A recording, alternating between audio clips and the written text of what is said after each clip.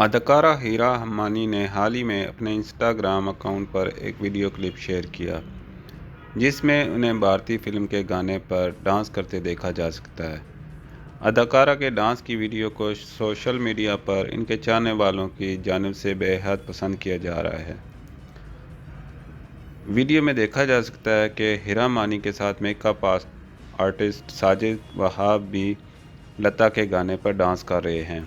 अदाकारा की जानिब से video makeup artist Sajid Wahab की सालगिरह के मौका पर शेयर की गई, जो अब सोशल मीडिया पर खूब वायरल हो रही है। हीरा हम्मानी ने वीडियो शेयर करते हुए साजिद वहाब को सालगिरह की मुबारकबाद दी और कहा कि हमेशा ऐसे ही रहना, आपके लिए बहुत सारा प्यार। हीरा की जानिब से शेयर की जाने वाली इस वीडियो को मेकअप आर्टिस्ट साजिद वहाब ने भी शेयर किया। उन्होंने इस वीडियो को शेयर करते हुए लिखा कि हीरा, आपका बहुत बहुत शुक्रिया। मैं कभी भी इस वीडियो को अपलोड नहीं करता, मगर मैं खुश हूँ कि आपने ये वीडियो अपलोड कर दी।